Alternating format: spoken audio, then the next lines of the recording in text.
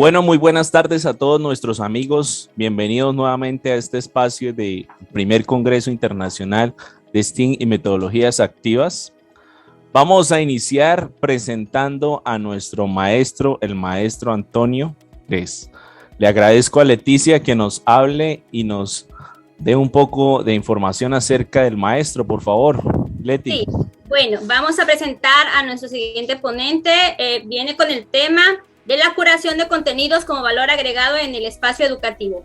El doctor Antonio González Gres es doctorante en tecnología educativa, magíster en educación basada en competencias, investigador alterno del Grupo de Investigación Didáctica de la Universidad de Sevilla, director de la Unidad de Innovación Digital, académico e investigador de la Universidad de Playa Ancha y embajador ETH para Genially. También vamos a destacar, y es muy grato mencionar, que el maestro es cofundador de la iniciativa social iberoamericana Competencia Digital Cero, que conforma una comunidad de práctica solidaria para reducir la brecha en el uso de tecnologías digitales en los espacios educativos. Es un honor para CISMA presentar al doctor Antonio González Gres. Bienvenido, maestro Antonio, al Congreso CISMA.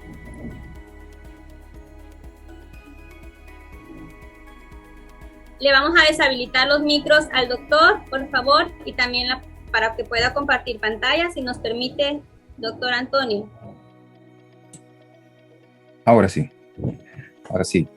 Muchísimas gracias a la organización. Este es un evento de aquellos que se necesitan para poder ir incorporando ciertas herramientas que en el mundo de la docencia generalmente no se incorporan tan fácilmente. Y bueno, prueba de ello es lo que sucedió, ¿cierto?, en el periodo de pandemia, donde fuimos como un poquitito sometidos a una temática más bien virtual.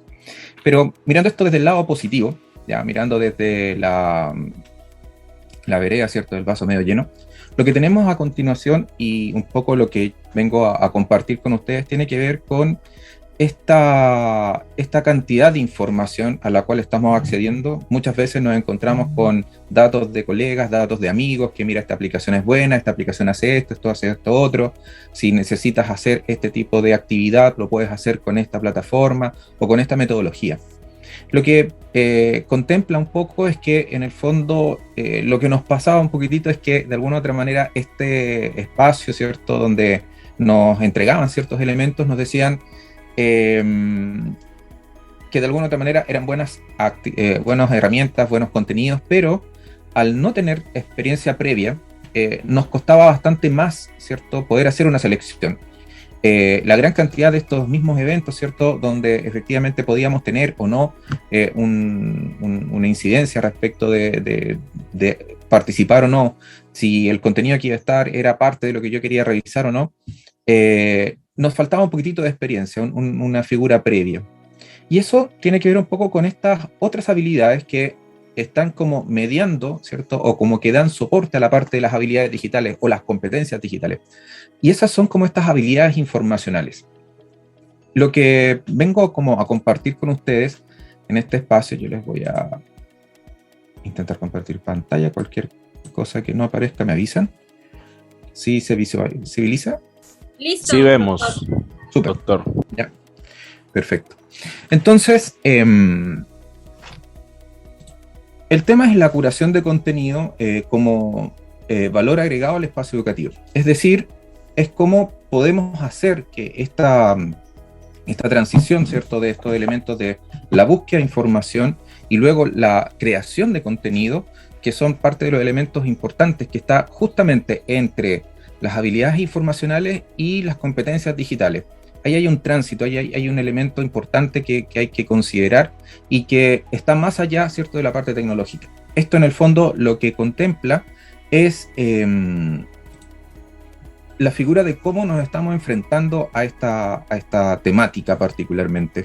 Si nosotros, por ejemplo, buscáramos, ¿cierto?, STEAM, ¿cierto?, que es parte de este congreso, nos encontraríamos con una gran cantidad de información. Lo más probable es que nos encontremos con videos relacionados con el tema, nos encontremos con infografías, nos encontremos con autores, nos encontremos con imágenes. Nos vamos a ir como conociendo, ¿cierto?, con distintas temáticas. La problemática de esto que nos sucede es un poquitito lo que aparece acá en la imagen, que lo que trata de reflejar es que es tan la cantidad de información que efectivamente intentar tomar agua de esto no es tan simple. Efectivamente, de la manera que lo está haciendo acá el chico, ¿cierto? No va a lograr tomar agua cómodamente al menos.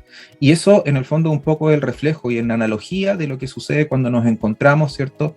Y nos vamos a Internet sin ninguna metodología previa, ¿ya? Y eso es un poquitito lo que vamos a conversar el día de hoy, que tiene que ver con esto, con esa conversación, ¿cierto? Con estos elementos que me gustaría también que ustedes también pudieran participar a través del chat, ¿cierto? Yo voy a estar atento y también la organización nos va a ayudar en ir respondiendo ciertas dudas y también planteamientos. Esto no es algo cerrado, no es algo que yo vengo a decir la verdad, esto es una técnica, es una herramienta que está justamente mediando, como les decía, entre las habilidades informacionales y las habilidades de las competencias digitales. De hecho, hoy día, ¿cierto? Nos podemos encontrar, si visibilizáramos esto, ya déjate compartir acá para compartir el texto. ¿Cierto? Esta herramienta, yo creo que alguna vez ya la vieron, que esta es una página, ¿cierto?, que nos plantea qué es lo que está pasando en tiempo real en Internet, ¿ya? ¿Qué está pasando, por ejemplo, en Twitter? ¿Qué está pasando en Instagram? ¿Qué está pasando en Snapchat? Llevamos 18 segundos y nos está mostrando todo lo que está pasando en este momento en tiempo real. Es decir, toda la información a la cual podemos acceder por las distintas vías, ya hay una gran cantidad de elementos, ¿cierto?, que están pasando ahora en este momento, desde que yo cargué la página hasta los 35 segundos que llevamos en este momento. Todo eso es lo que está sucediendo, todo lo que está pasando en términos de contactos, en términos de transacciones, en términos de búsquedas de información, búsqueda de productos, búsqueda de contenido para entretención. Hay una gran cantidad entonces de información que está pasando en este momento en tiempo real, y por lo tanto poder discriminarla es una de las cosas más complejas, cuando sobre todo yo no tengo la experiencia previa. Muchas veces nos pasa que encontramos con mayor o menor facilidad un cierto tema, y eso también tiene que ver un poco con las experiencias previas que yo he tenido respecto a esa temática, y por lo tanto me permite filtrar el contenido. Pero ¿qué pasa cuando yo soy, por ejemplo, estudiante y estoy revisando un tema nuevo? ¿Cómo puedo yo discriminar? ¿Cómo puedo yo seleccionar la fuente correcta de esta información para luego hacer la producción? Estamos como en esa dinámica. Nosotros hoy día, ¿cierto?, podemos estar asistidos por distintos tipos de herramientas, pero también tenemos un elemento que no es menor y que tiene que ver un poco entonces con esta incapacidad, ¿cierto?, de resolver de alguna manera todo esto tan voluminoso en términos de cantidad de información. Vamos a volver entonces a la presentación inicial. ¿Se ve? ¿Se está viendo? Sí, sí está proyectándose, maestro. Perfecto. Sí, acá entonces se ven estas personas que están acá son, no sé si alguno de ustedes conoce este oficio, básicamente. Eso es lo del oro, ¿no? Están recogiendo oro. Exactamente, es una minería artesanal. Es una minería artesanal, ¿cierto?, que lo que busca, ¿cierto?, de estos yacimientos, las personas buscan, ¿cierto?, en estos ríos, restos de estos yacimientos, y en el fondo buscan esas pepitas de oro, ¿cierto? Entonces hay que buscar, hay que revisar, ¿cierto? Hay que chequear efectivamente para podernos llevar esas pepitas de oro que están en el lecho del río y que las trae en el fondo el caudal. Hay que estar haciendo una búsqueda, ¿cierto? Hay que hacer una selección. También hay que tomar estos elementos y luego nos los tenemos que llevar. Pero ese oro que yo puedo recoger desde ahí, ¿cierto?, va a tener un valor en la medida en que yo pueda hacer algo con ese oro. Pues si yo lo vendo tal cual, el valor del oro va a ser solamente por el peso del producto. Sin embargo, si estas personas, además de ser, ¿cierto?, mineros artesanales, son orfebreros, ya no sé cómo se dicen en los otros países, pero si yo realizo artesanía con el oro, obviamente le voy a dar un valor agregado. Por lo tanto, la búsqueda, la selección, la caracterización y la futura entrega de ese contenido a un tercero, ¿cierto?, va a tener un valor distinto. Ya no va a ser solamente recogí la pepita de oro y se la entrego entonces a quien compra oro. No, yo estoy haciendo un proceso donde además de encontrar la materia prima, yo soy capaz de transformarla. La puedo hacer un anillo, la puedo hacer una pulsera, la puedo hacer unos aretes, puedo hacer distintos otros elementos. Y va a depender un poco de cuál va a ser mi orientación, el tipo de producto que yo voy a ser capaz de crear. Con la información pasa algo muy similar, pasa algo muy, muy similar. Porque en efecto, cuando pensamos un poco en esta definición de web, esta es una de las definiciones un poquito más actuales, y que nos plantea entonces que una web social multimedia en continuo crecimiento a la que se accede desde una variedad de dispositivos. La clave en esta definición está en eso que yo destaco, que en el fondo es una web social. Una web social que de alguna u otra manera incluye y excluye dependiendo de tu interacción con la red. Bien, muchos sabemos que efectivamente existen problemáticas, existen riesgos, existen vicios en torno al uso de las redes, pero también, y lo más importante, es la capacidad de las cosas que podemos llegar a hacer. Hay autores que plantean que efectivamente el uso de las herramientas digitales y sobre todo esta interconectividad a la cual estamos sujetos hoy en día, plantea que la humanidad debiese ser capaz entonces de proyectarse utilizando estas temáticas, utilizando estas herramientas para establecer una especie de humanidad aumentada, es decir, aumentar, ¿cierto?, nuestras capacidades a través de la tecnología. Claramente, si esto lo llevásemos a una situación más física, la revisión de una gran cantidad de libros, como lo podemos hacer en la gran cantidad de contenidos que podemos ver a través de Internet, ¿cierto?, es distinta. Pero, ¿cómo entonces esta web social me hace partícipe de este proceso? ¿Cómo soy yo también parte de esta ciudadanía digital? La ciudadanía digital también incorpora tanto derechos, ¿cierto?, como deberes. Y estos deberes también tienen que ver con la responsabilidad con la que yo voy a actuar en este espacio. Entonces, volviendo un poquitito a la parte conceptual, ¿qué es básicamente la curación de contenido? Es ordenar la información, es sobreabundante y centrarse en lo que es relevante. Así como los mineros artesanales que sacaban, ¿cierto?, revisan, ven piedras, no todo el tiempo sacan piedras preciosas, ¿cierto?, sino que también de pronto se ven engañados por el reflejo del agua, la luminosidad, y en vez de sacar una piedra preciosa, sacan una piedra común y corriente. Entonces tienen que, con ese platito que están ahí, entonces comienzan a limpiar este proceso, empiezan a limpiar este material. La revisión, ¿cierto?, de esta sobreabundancia de información, el agrupamiento de esta información y el crear un ambiente para los estudiantes. En el caso de los profesores, ¿cierto?, la curación de contenido tiene que ver con este espacio en el cual yo reviso ciertos contenidos y los voy a adecuar a mi audiencia. También tiene un proceso. En el caso de yo como estudiante, cuando realizo un trabajo, también realizo un proceso de curación de contenido.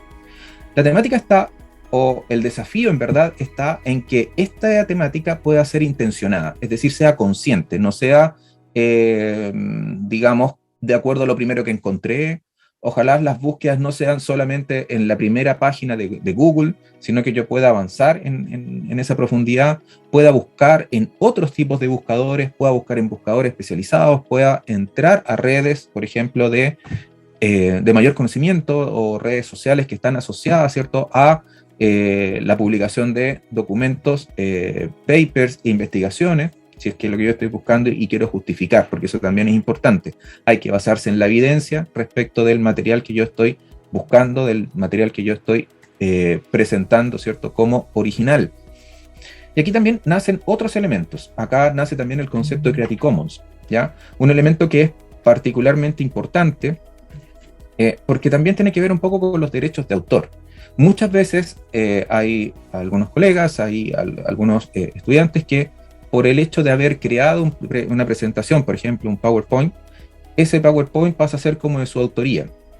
Pero, ojo, porque la información que usted vierte en ese documento es probable que no sea de su autoría, sino que usted está haciendo una adecuación, usted está haciendo una compilación de ciertos elementos y donde esa compilación viene a ser de su autoría. Usted hace esa selección, ¿ya? Entonces, en el fondo, la temática de la separación y la definición concreta de quién es el autor va a depender, ¿cierto?, de qué estoy realizando. ¿Estoy escribiendo contenido que es inédito? y por lo tanto es primera vez que se expone y esto va a hacer que yo me transforme en autor, o efectivamente lo que yo estoy haciendo es una compilación de contenidos. Y esos elementos son importantes porque en el fondo también, desde la perspectiva del docente, yo debo operar desde el ejemplo. Es decir, yo no puedo estar subutilizando otros contenidos sin declarar de dónde están o de dónde fueron obtenidos. Por lo tanto, y llegando un poco a un proceso de concreción, el proceso ¿ya? Que define Javier Guyer y Javier Leiva Aguilera, que son los autores de este modelo, se plantea lo siguiente. Primero, se parte, ¿cierto?, por buscar la información, lo que acabamos de hacer en términos de analogía con el tema de los mineros, seleccionar información, personalizar y difundir. Acá la clave está principalmente en el 3. ¿Ya? 1 y 2 corresponden a las habilidades informacionales. 3 y 4 ya son más habilidades, ¿cierto?, que están funcionando en la línea de las competencias digitales. Por eso la creación de contenido es una mezcla, ¿cierto?, de estas dos tendencias. Ahí es donde se vincula, ¿cierto?, estas habilidades informacionales con las habilidades o las competencias digitales propiamente tal. Ahora, desde esta figura, también podemos hacer y podemos revisar otros contenidos. Fíjense que acá yo les voy a mostrar una diapositiva que... Déjenme mostrar. Acá. Ahí sí. Entonces, esta es un material de Robin Hood, y que en el fondo lo que plantea es que el contenido de la tecnología que agrega valor y a través de tecnologías automatizadas, por ejemplo, pueden efectivamente ayudarnos a hacer resúmenes, a hacer transcripciones, a pasar de textos a video, preservar ciertos contenidos, generar espacios de lectura, una figura, ¿cierto?, de organización y indexación de la información y generar espacios para los comentarios o el feedback.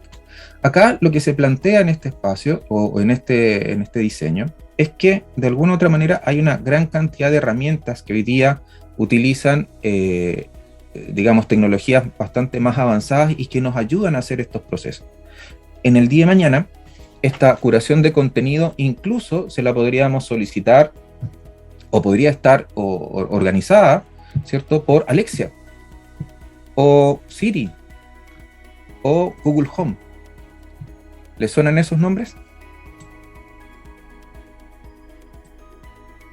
¿Sí? Son los robots de los grandes, ¿cierto?, de Internet, ¿ya? El robot Siri, ¿cierto?, es de Mac, el robot Alexia es de Amazon y el robot, ¿cierto?, de Google Home es de Google. Nosotros a esos robots, ¿cierto?, que están disponibles, por ejemplo, en el caso de Mac, están disponibles desde los celulares de Apple, de la marca. Y uno le pregunta cosas, uno le va haciendo ciertas consultas y el robot va entregando cierta información. Bueno, los avances están mostrando que efectivamente hoy día se están solicitando más cosas. Es decir, yo puedo construir texto. Google Docs, por ejemplo, que es una herramienta bastante sencilla y accesible, ya me permite entonces dictarle y efectivamente él me va a crear el documento. Luego yo solamente tendré que hacer la edición de ese contenido. Por lo tanto, la curación de contenido también va cambiando en la función de los elementos que voy a utilizar para esa creación. Vamos a compartir otra lámina ahora a continuación, en la que vamos a ir avanzando en otra dinámica. Un segundo.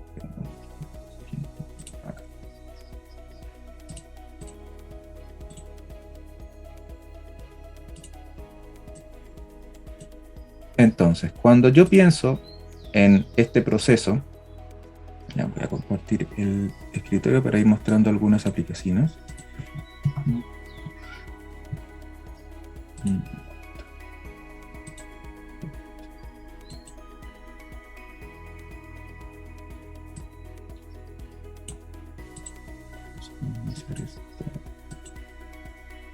Ahora sí.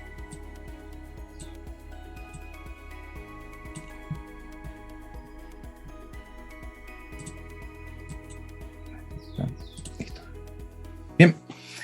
Entonces, pensando en estos elementos que confluyen, ¿cierto? Como el proceso, ¿cierto? Para pensar en la búsqueda, la selección, la personalización y difundir, vamos a pensar entonces en ciertas herramientas que nos van a permitir hacer esos elementos.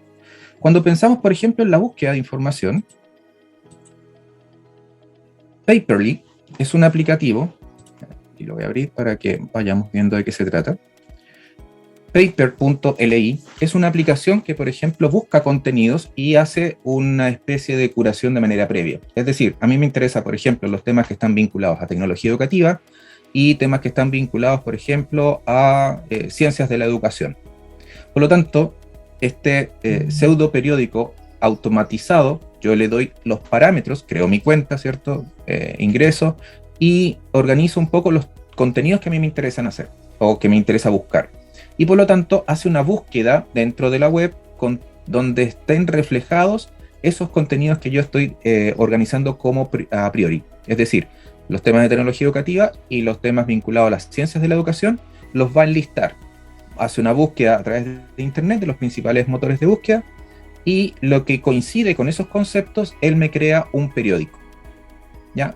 Diariamente, entonces, mi correo electrónico me va a llegar una copia de ese digamos, periódico que arma este algoritmo. ¿Ya? El algoritmo de Paperly lo que hace en el fondo, me busca información, por lo tanto estamos en esa categoría, ¿cierto? En la búsqueda de información, que ya no la tengo que solamente hacer yo, sino que también puede ser asistida por un algoritmo de manera automatizada y que va a ayudar a que yo efectivamente tenga un filtro a priori. ¿Ya? El filtro es bastante interesante porque funciona bastante bien. La plataforma solo tiene algunos sesgos en algunas cosas, en algunas temáticas como los países, en las orientaciones también de los textos. Entonces uno puede partir por esta preselección y dentro de esa preselección pasamos al ítem 2. En este ítem 2 tiene que ver entonces con la selección, ¿ya? La selección de este contenido. Y esa selección sí o sí, la que hace la máquina, ¿cierto? La que hace este algoritmo, no es la idónea, porque en el fondo yo tengo que llegar al punto 3, es decir, yo tengo que tomar esa información y personalizarla, ¿ya? Es muy distinto cuando encontramos, por ejemplo, contenido y lo dejamos tal cual, en el fondo no estamos haciendo un proceso de curación de contenido. Peor aún, cuando estoy como estudiante y realizo un copiar y pegar en un documento y entregar eso como un documento creado por mí. Entonces, en este caso, es importante considerar que, por ejemplo, a pesar de que puede estar asistido actualmente, como con una aplicación de este tipo, es importante también la intervención suya. Es necesaria esa intervención porque el acento, porque la personalización, como se plantea en el ejemplo, que es el punto 3, se hace necesaria para poder generar un producto que efectivamente tenga un asidero respecto del proceso en el cual se está llevando a cabo. Otra herramienta interesante en esta temática es Toby.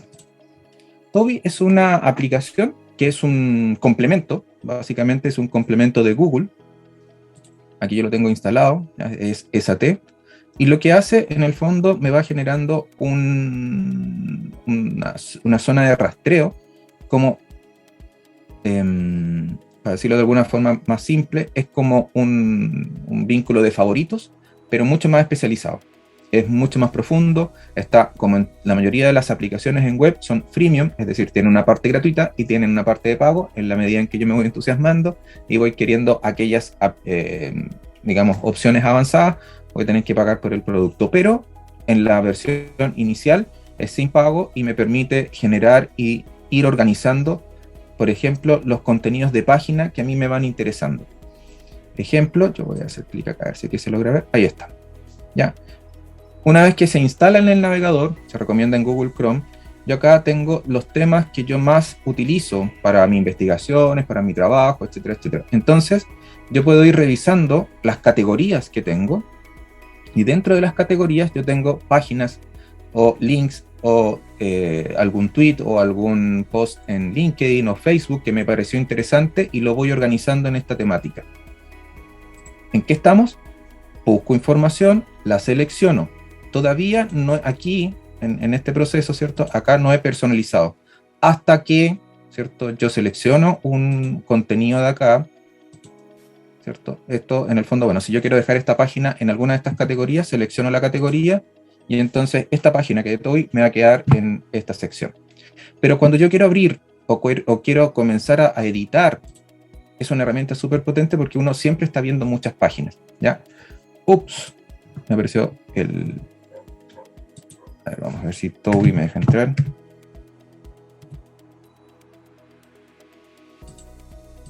Vamos a ingresar de acá mejor.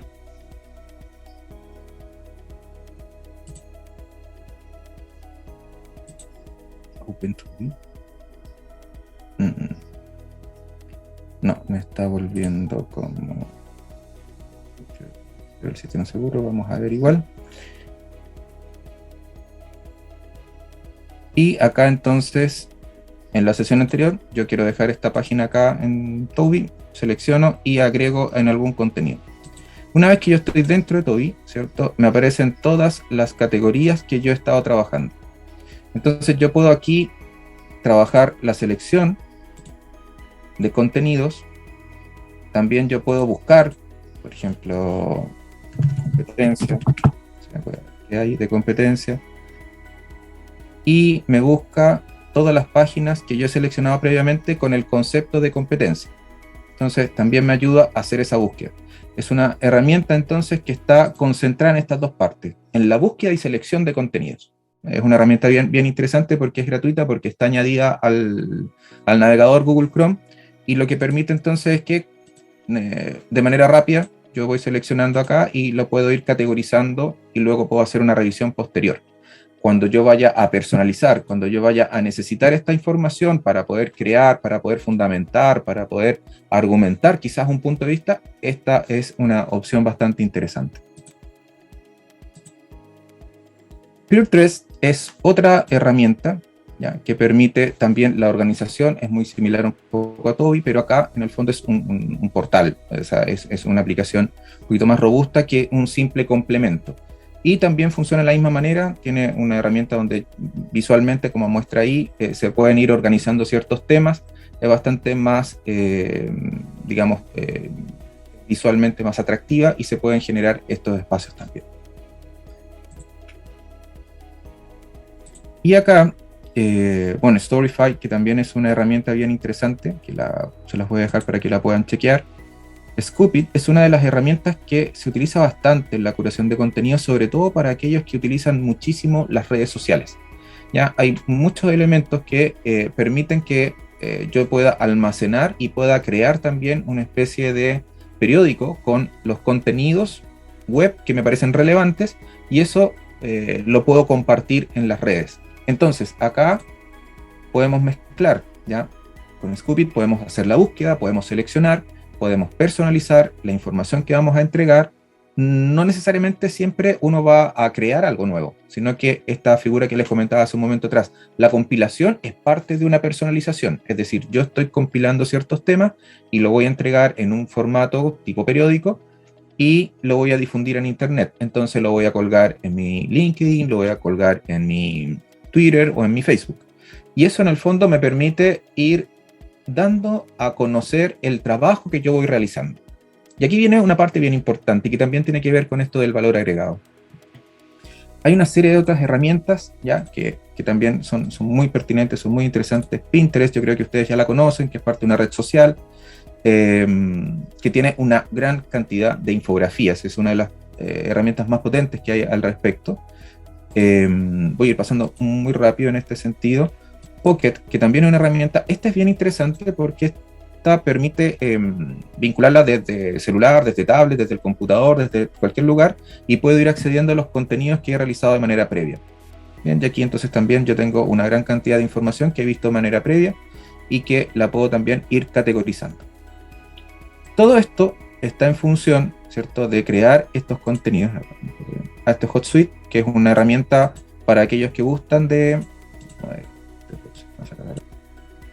Así que ya no está corriendo HotSuite. ¿Ya? Y que es para manejar distintas redes sociales y también manejar contenido en las distintas redes sociales. Y voy a terminar con esta. Quacklet es una de las herramientas que hoy día ha entrado bastante fuerte. Es una de las herramientas más potentes que tiene la posibilidad de ir generando listas, ¿ya? Listas donde yo además las puedo compartir, las puedo hacer de manera colaborativa.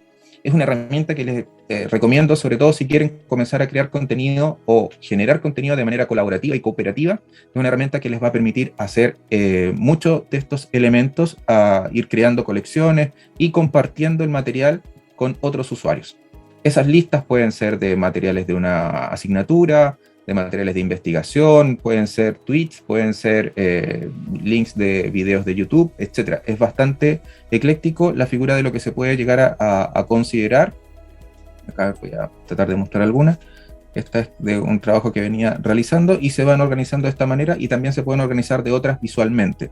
Pero lo interesante es que te va entregando como una imagen, ¿cierto? Y un detalle. A diferencia de las herramientas que vimos anteriormente, aquí yo puedo hacer descripción, puedo entregar y aquí puedo personalizar. Es decir, si yo añadí este link a esta plataforma, a esta lista, yo además puedo colocar el por qué es importante ese material.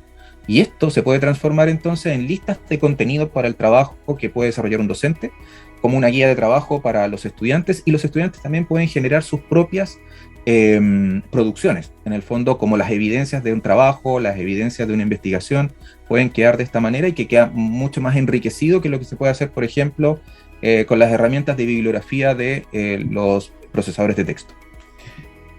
Para finalizar, estimados, quisiera volver a una de las láminas anteriores y que tiene que ver con este espacio y esta reflexión final.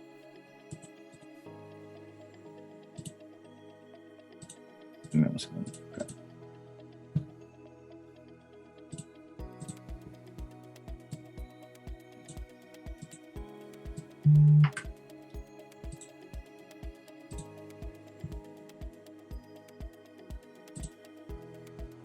Ya, no lo encuentro en este momento. Pero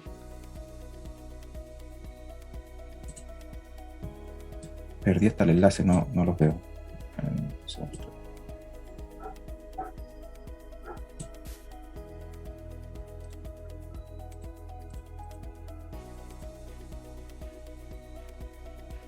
Ahora sí los veo.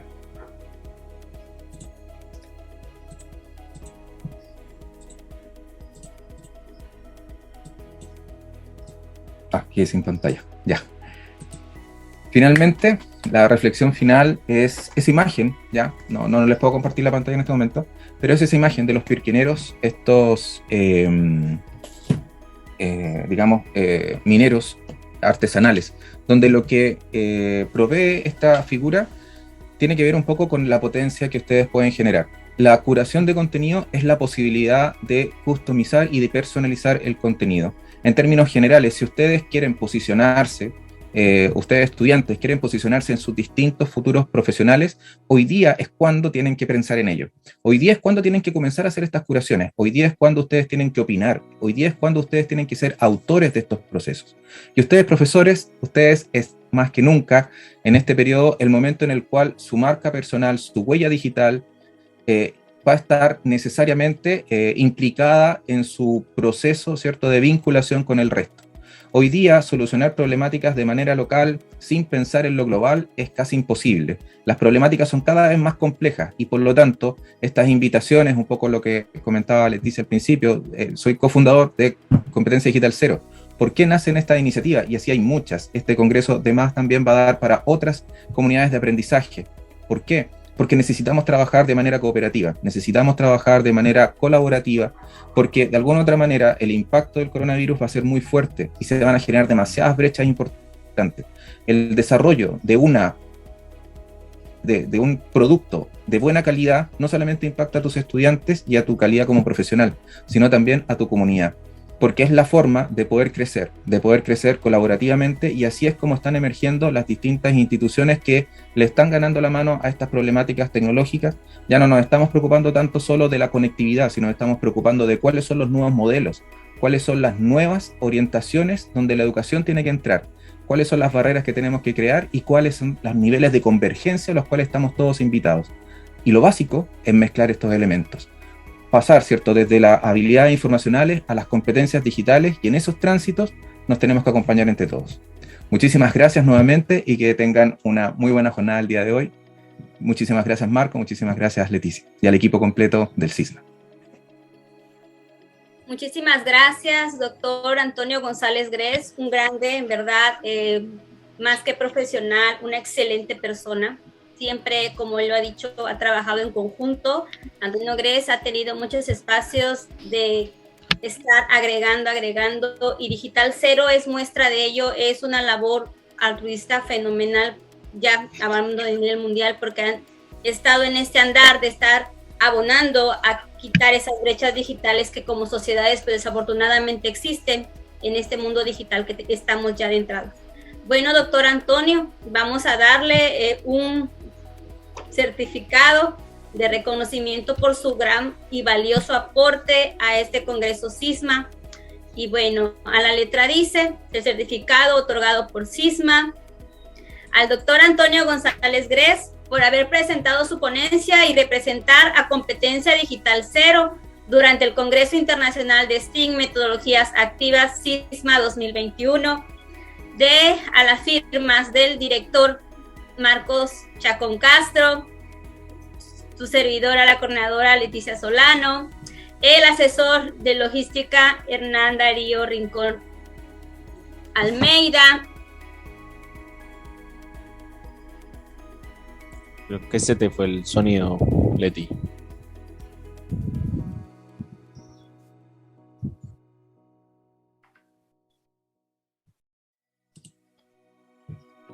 Mentira, fue a mí. Ya.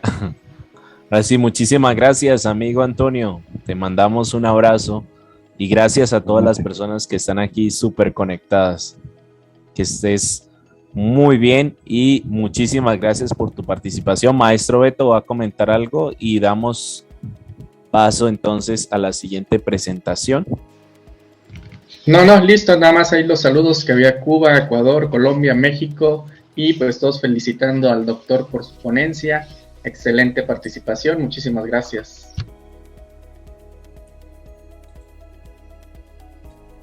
Muchísimas gracias y seguimos en contacto y seguimos colaborando y cooperando. Que estén muy bien. Muchas gracias.